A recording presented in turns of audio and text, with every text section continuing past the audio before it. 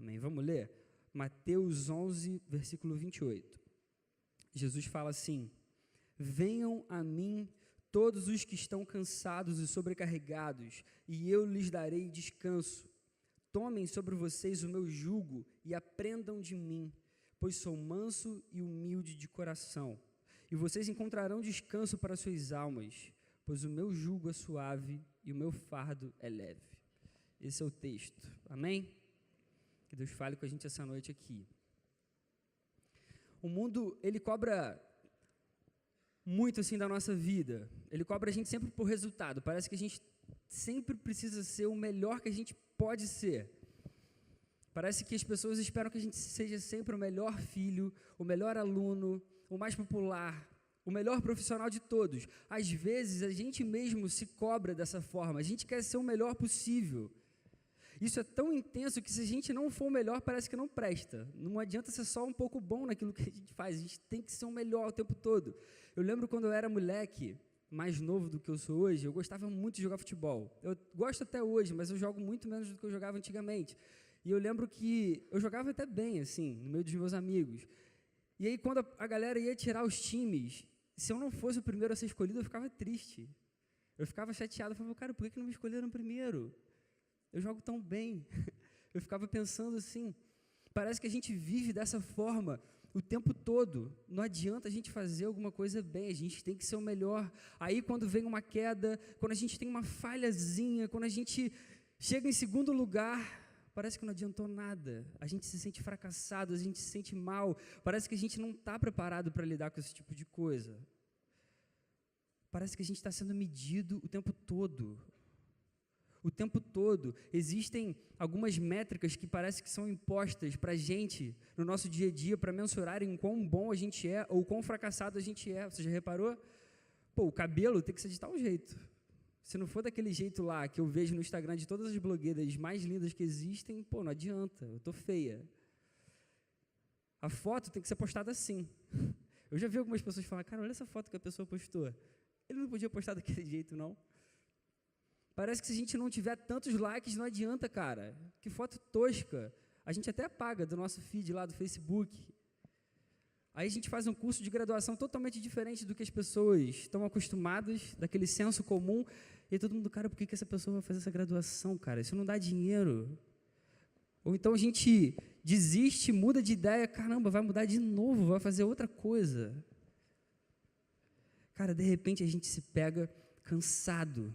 A gente não aguenta ser analisado o tempo todo dessa forma. Parece que a gente tem que viver com esse peso de ser aceito o tempo todo por todo mundo, esse peso de ter que ser aprovado por todo mundo.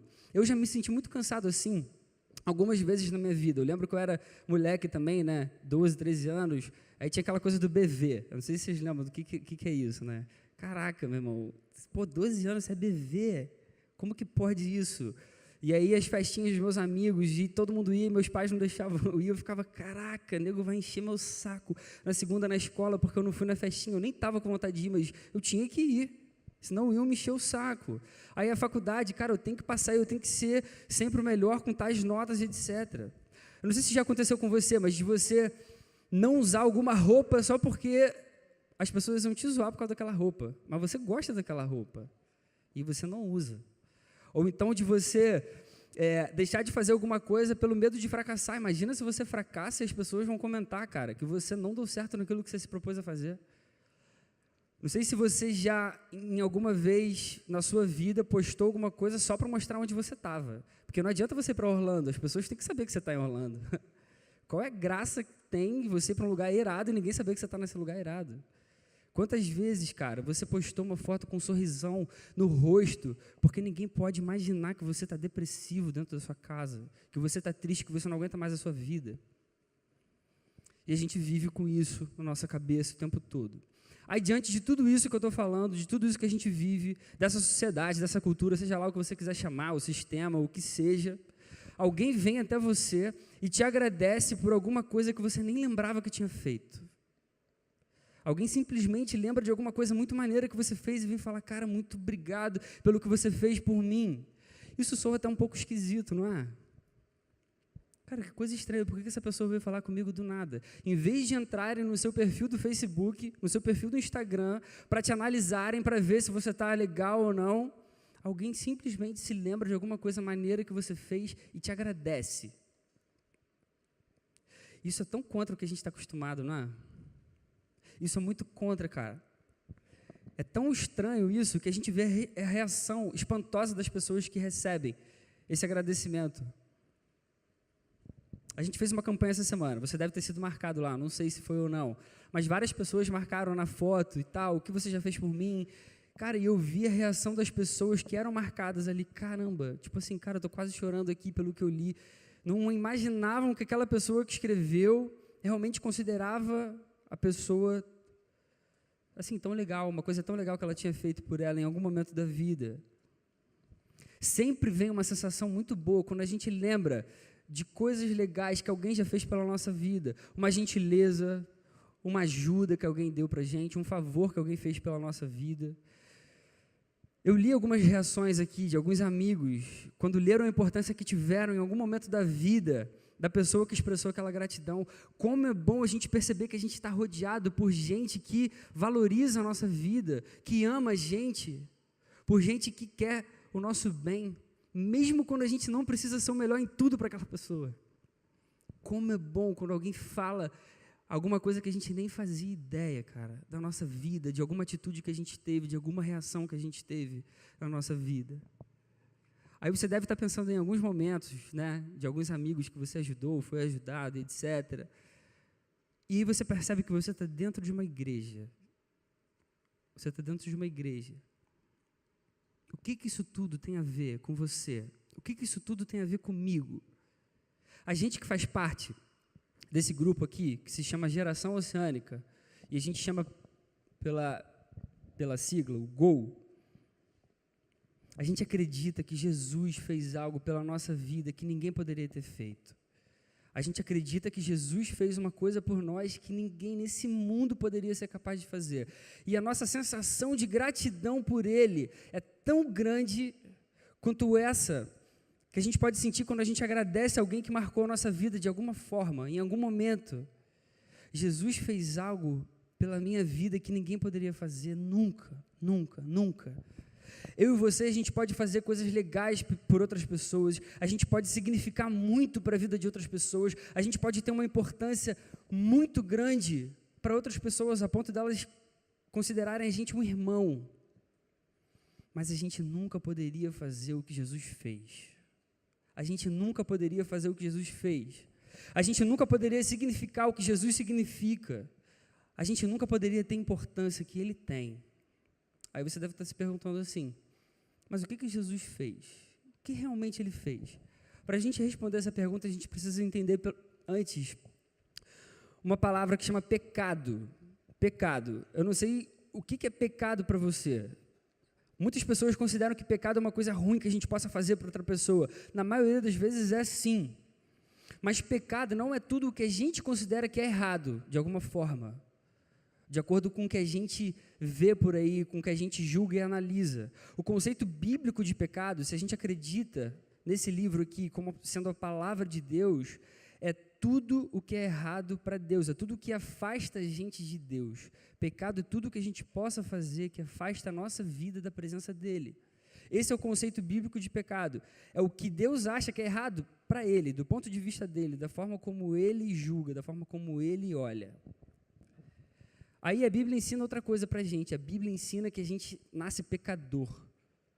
A Bíblia ensina que a gente nasce distante de Deus. E por que isso acontece? Quando a gente lê a Bíblia, entende a história da criação desde o início, e quem acredita que a Bíblia é a palavra de Deus inteira, a gente acredita nela literalmente aqui nessa igreja. A gente acredita que Deus primeiro criou todas as coisas e toda a humanidade, toda a natureza e tudo que a gente pode enxergar com os nossos olhos. E aí Deus criou o homem. E o projeto de Deus inicial, original, era que tudo fosse perfeito. Era criar o homem no final de tudo, para que ele pudesse se relacionar de uma forma perfeita com o homem. Aí eu estou falando aqui de Adão e Eva. A gente acredita que essa história é literal mesmo. E aí a gente acredita que Deus criou Adão e Eva para se relacionar com Adão e Eva, para estar perto, para estar junto o tempo todo. O projeto inicial era que tudo fosse perfeito. Só que aí o homem desobedeceu. Adão e Eva pecaram, e é assim que a Bíblia ensina para a gente. Ou seja, eles fizeram o que era errado do ponto de vista de Deus, eles desobedeceram. Deus deu uma ordem para eles: olha só, curte tudo isso aqui que eu criei. Cara, vivam aqui, se multipliquem. Pô, vocês podem fazer o que vocês quiserem, só não encosta nessa árvore aqui. Ele deu uma ordem expressa, e foi isso que Adão e Eva fizeram. Aí eles pecaram, e a partir desse momento, todos os seres humanos que vieram de Adão e Eva nasceram pecadores. E a própria Bíblia ensina isso para a gente. Quando você lê, por exemplo, o livro de Romanos, que é uma carta escrita por um cara chamado Paulo, lá no capítulo 3, versículo 23, ele escreve o seguinte: pois todos pecaram e estão destituídos da glória de Deus. Em outras palavras, ele está dizendo assim: pois todos pecaram e estão separados da presença de Deus. E um pouquinho mais na frente, nesse mesmo livro de Romanos, Paulo fala lá no capítulo 15, versículo 12: portanto, da mesma forma como o pecado entrou no mundo por um homem, e pelo pecado a morte, assim também a morte veio a todos os homens, porque todos pecaram. A Bíblia ensina para a gente, então, que a gente nasce pecador. A gente nasce já separado de Deus, inimigo de Deus. O pecado entrou no mundo e com ele a separação de Deus, e isso trouxe morte. É assim que a Bíblia ensina para a nossa vida. O pecado separou o homem de Deus lá atrás, na criação, no inicinho de tudo. E o pecado é o que separa a gente de Deus hoje também. Porque a gente nasce com isso, com essa sementinha no nosso coração. E, consequentemente, esse pecado traz morte. Quando a gente se aprofunda na Bíblia um pouco, a gente começa a entender que, na verdade, a distância de Deus e a morte são praticamente a mesma coisa. Sabia disso? Distância de Deus e morte são quase a mesma coisa. Só que se a história acabasse aí, seria trágico, né? Pô, o que você está vendo fazer aqui? Eu chegar aqui e contar um monte de coisa assim e tal. Só existia uma esperança. Se por causa do pecado a gente foi separado de Deus e a gente está sujeito à morte, a única forma de viver seria se alguém ou se alguma coisa fosse capaz de mudar essa condição original. Algo ou alguém que fosse capaz de restaurar esse relacionamento quebrado. E esse alguém é Jesus. Jesus é responsável por mudar essa condição de distância de Deus, de separação. Jesus veio em forma de homem para fazer o que a gente nunca poderia fazer, reconciliar a nossa vida, o nosso relacionamento com Deus e livrar a gente da morte. Foi por isso que Jesus se tornou homem. A Bíblia ensina isso para a nossa vida. O homem pecou, ele foi afastado de Deus. Todo mundo que vem através do homem também vem afastado de Deus. Ele nasce pecador. Mas Jesus deu a própria vida para mudar isso. Ele deu a própria vida para mudar essa condição. Logo, Jesus veio salvar a nossa vida. É isso que significa salvação. Você já ouviu isso por aí? Só Jesus pode salvar. É por causa disso, porque só Jesus pode mudar essa condição de distância de Deus, de pecado. Mas como que isso acontece? Como que a salvação acontece? Se o pecado afasta a gente de Deus e gera morte, quem não peca não deveria morrer. Se a gente acredita que a Bíblia é a palavra de Deus e ela ensina isso para a gente, que na verdade a morte vem por causa do pecado, quem não peca não deveria morrer. Quem não peca não deveria morrer. Jesus vem, se faz homem por amor, dá a própria vida por amor. Enquanto viveu, Jesus não cometeu nenhum pecado, ele não cometeu nenhum erro, ele veio e ele cumpriu tudo, todos os mandamentos que Deus tinha dado antes para um povo dele. Jesus não fez nada que entristecesse a Deus. Jesus não fez nada que afastasse a vida dele do próprio Pai. Jesus cumpriu todos os mandamentos sem desobedecer a nada. Ele não deveria morrer, porque ele não pecou. Mas Jesus morreu numa cruz. E a gente aprende que Jesus morreu numa cruz, não porque ele merecia, mas por amor. Jesus morreu numa cruz por amor, para salvar a minha vida e a sua vida. Ele deu a própria vida dele. E como ele não tinha pecado nenhum, se ele morreu, depois ele ressuscitou. A morte não teve poder para manter Jesus morto. Jesus ressuscitou. A morte não podia derrotar Jesus. O homem que pecou e deveria morrer, agora teve a culpa perdoada por quem não deveria morrer, por Jesus. Jesus morreu e ressuscitou para salvar a nossa vida. Ele fez isso no nosso lugar, porque a gente nunca poderia ter feito isso. Essa é a razão da gente dizer que a gente é salvo. Assim a gente pode ter a nossa relação restaurada com Deus de novo. Tem um escritor cristão chamado John Piper, que a gente gosta muito dele aqui, e ele fala uma coisa muito linda. A coisa mais importante no mundo é sermos salvos, porque o propósito de sermos salvos é desfrutarmos a pessoa de Deus para sempre. Jesus salvou para restaurar o relacionamento que estava quebrado, que estava perdido, para trazer a gente para perto dele de novo. E por que Jesus fez isso então? Porque Jesus ama a nossa vida. Porque Jesus te ama. Porque Jesus me ama.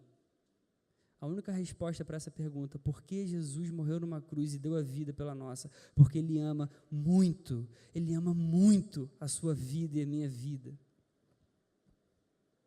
A gente então passa a viver diferente, a deixar algumas práticas nossas para trás, porque a gente recebeu essa salvação por amor.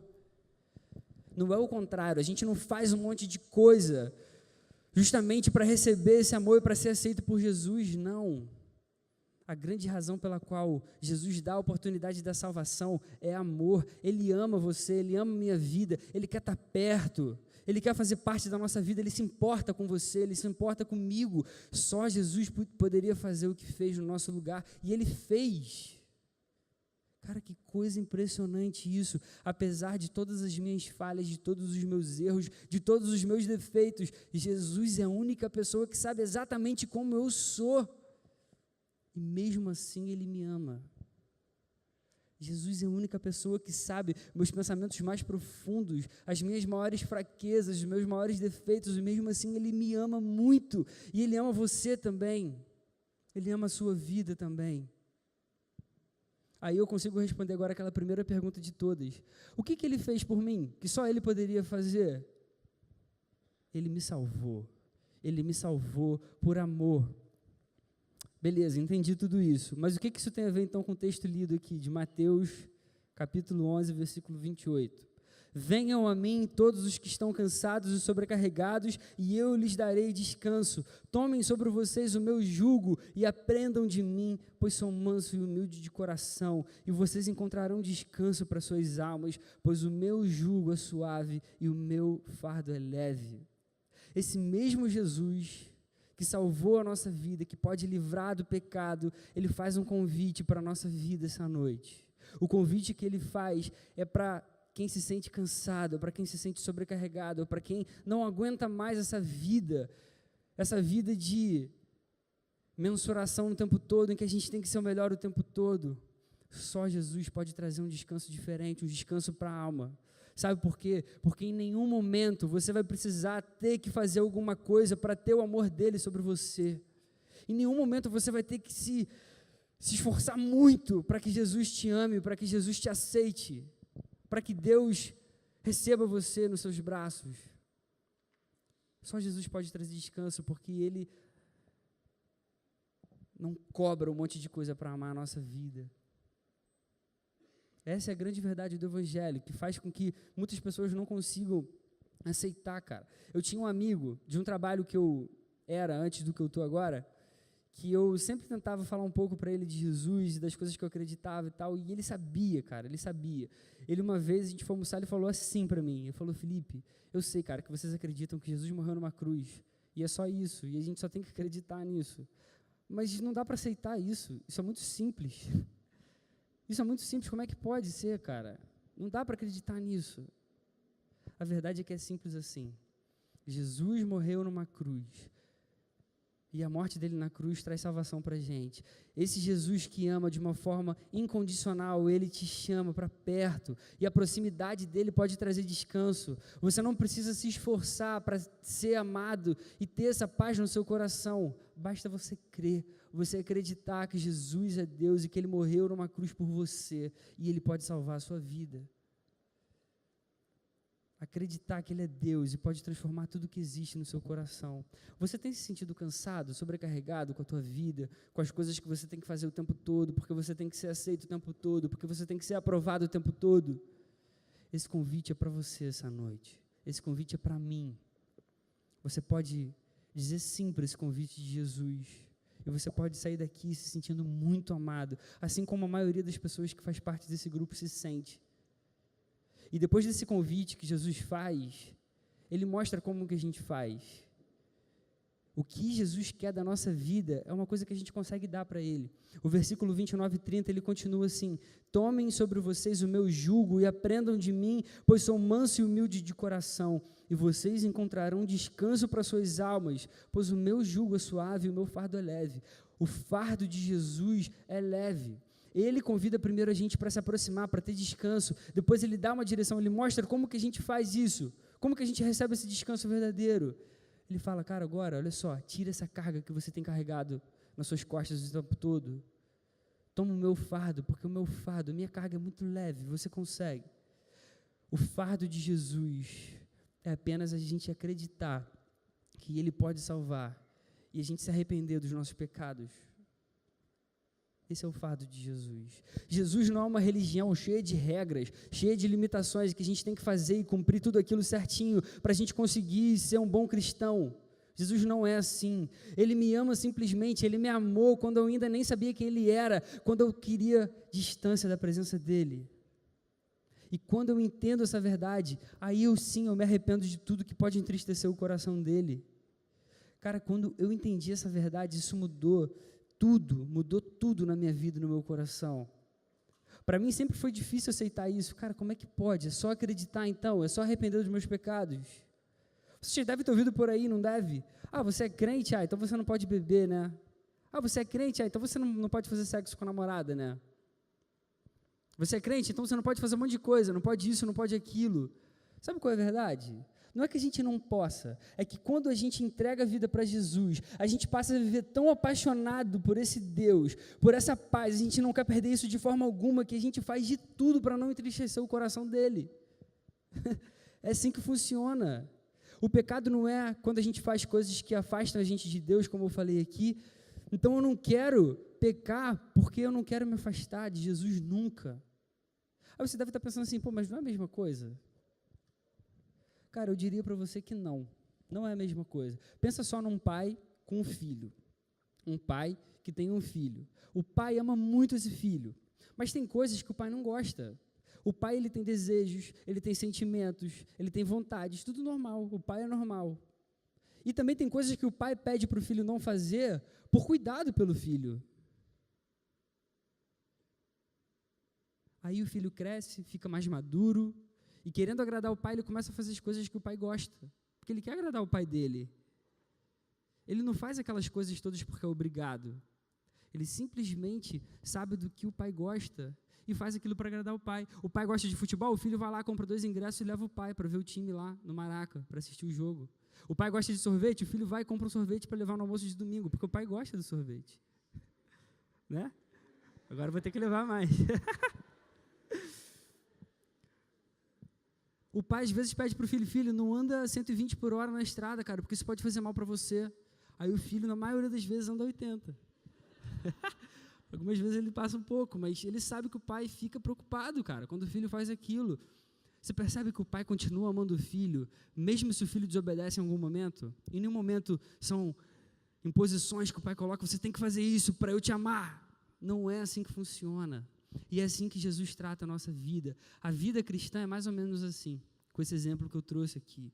O fardo de Jesus sempre foi leve. Sempre foi leve. É óbvio que o caminho é estreito, sim. O caminho é estreito porque a gente tem que deixar pecado para trás, não tem jeito. A gente tem que deixar um monte de coisa para trás. Essa é a parte um pouquinho mais difícil. Porque o pecado, ele nasce na gente, como eu falei, a gente nasce pecador, ele nasce entranhado no nosso coração. Só que o fardo é leve porque Jesus já pagou um preço que a gente nunca poderia ter pago. A gente agora pode viver com esse Jesus no nosso coração. Ele deu a vida, ele fez a parte muito mais difícil. A nossa parte agora é crer no nome dele e deixar que ele governe a nossa vida. A gente precisa deixar o pecado para trás. E a boa notícia é que Jesus perdoa sempre que a gente precisa. Jesus ajuda a gente nessa caminhada. Você, querido, que está aqui essa noite, está me ouvindo aqui, você pode viver uma vida muito melhor, sem a culpa do seu pecado, sem a culpa do teu erro, da tua falha. Basta tomar o fardo de Jesus. Apenas se arrependa, deixe o seu pecado para trás e recomece. Jesus dá para a gente essa nova chance. Não existe merecimento nisso tudo. Jesus já fez tudo por amor. Uma das coisas mais difíceis talvez seja a gente aprender a receber esse amor, especialmente por ele ser tão desproporcional e sem merecimento. Aprender a aceitar amor quando ele não é merecido é difícil demais. É difícil demais, mas é libertador para a nossa vida. Por mais estranho que pareça, a Bíblia ensina que é assim. E essa é a boa notícia que eu queria trazer essa noite. Simplesmente receba esse amor e se arrependa dos seus pecados. Esse é o fardo leve de Jesus. Jesus tem um convite para mim e para você aqui. Se você se sente cansado, se você não aguenta mais a vida que você tem levado, você pode ter descanso verdadeiro em Jesus. Toma sobre os seus ombros aí o fardo de Jesus, porque o jugo dele é muito leve, o fardo dele é muito leve. É só a gente acreditar no que ele fez, que ele é poderoso, que ele pode salvar a nossa vida e libertar a gente de todo o pecado, de toda a escravidão. Você, querido, você pode fazer coisas muito legais por muitas pessoas ao longo da sua vida. Você pode fazer coisas que vão marcar o coração do seu amigo, do seu irmão, do seu parente, das pessoas que são próximas a você. Muitas pessoas já fizeram coisas maravilhosas por mim e eu vou ser eternamente grato por esses amigos maravilhosos que eu tenho, pela família que eu tenho, pela esposa maravilhosa que eu tenho. Mas a única coisa que vai me trazer paz verdadeira pelo resto da vida e por toda a eternidade é o que Jesus fez por mim. É o que Jesus pode fazer pela nossa vida. Se você nunca viveu algo parecido com isso que a gente está falando aqui, ele pode fazer parte da sua vida também. Ele pode fazer parte do seu coração. Jesus pode fazer parte de qualquer história. Jesus pode mudar e pode melhorar qualquer história. Talvez hoje você esteja aqui totalmente sem esperança, cansado mesmo, sabe? Não aguentando mais a vida que você tem levado, não aguentando mais a tua família, não aguentando mais as coisas que você tem que fazer a cada dia. Talvez hoje você tenha no seu coração uma tristeza profunda. Talvez hoje você se sinta totalmente sozinho, vazio. As pessoas que estão perto de você nem são tão amigas assim. Quando você precisa, elas não estão ali do seu lado. Talvez você hoje esteja totalmente desanimado com a vida, totalmente desacreditado, ou até mesmo indiferente a tudo isso. Você está me ouvindo aqui como se fosse qualquer coisa para você. A boa notícia é que Jesus pode mudar tudo isso pela sua vida. Ele pode fazer coisas que você nunca imaginou por você. Ele pode entrar no seu coração e fazer tudo novo. E não é que Jesus pode fazer aquelas coisas assim, sabe? Vem e você vai ser rico e etc e tal. Não são coisas materiais que a gente está falando, não. É você viver com uma paz que nada pode explicar. É você ter uma alegria que você não consegue entender de onde vem. Jesus pode fazer isso. Ele pode transformar qualquer história. Ele deu a própria vida para que a gente tivesse vida de verdade. Ele deu a vida dele por você. Ele se entregou por você, por amor. Essa é a grande história. Essa é a grande história que a gente vai te contar aqui essa noite. Ele ama você. Ele é quem mais se importa com a sua vida. Ele se importa mais do que a sua namorada, do que o seu namorado. Ele se importa mais do que os seus pais. Ele se importa mais do que os seus irmãos, mais do que o seu melhor amigo, sua melhor amiga. Jesus ama a sua vida e Ele quer fazer parte do seu coração. O convite para descansar vem dEle, vem de Jesus. Receba esse convite, aceita esse convite, querido. Você pode fechar o seu olho para a gente fazer uma oração? Senhor, muito obrigado por quem você é para a nossa vida. Recebe o nosso louvor e a nossa adoração, Senhor. Muito obrigado por tudo que você representa e significa para o nosso coração, Deus. Que essa noite, cada coração aqui possa realmente ouvir a Tua voz, Senhor, sentir a Tua presença nesse lugar e possa realmente aceitar esse convite, possa querer andar contigo, Senhor, daqui para frente. Você pode fazer tudo novo, Jesus. Só você pode transformar o nosso coração. Só você pode trazer uma alegria verdadeira que nada nesse mundo pode trazer, Senhor. Só você pode trazer descanso, Senhor, para a nossa alma. E é disso que a gente mais precisa. A gente só precisa de você, Jesus. Você é o nosso Deus. Você é o nosso Salvador, é o nosso Senhor. A gente quer entregar o nosso coração para você, em tudo que existe no nosso ser, Senhor, com toda a nossa vida, porque a gente ama você, Jesus. Nessa noite que o seu amor possa se estender por cada pessoa que está aqui. Que cada pessoa possa sentir o seu cuidado, o seu chamado, Senhor. Por favor, Senhor, dá para a gente o teu Espírito Santo de forma que a gente consiga perceber o seu cuidado, a sua presença, o seu carinho. Por favor, Senhor, que a gente viva com o nosso coração cheio de vontade de querer viver do seu lado, Jesus. No seu nome que eu oro. Amém, Pai.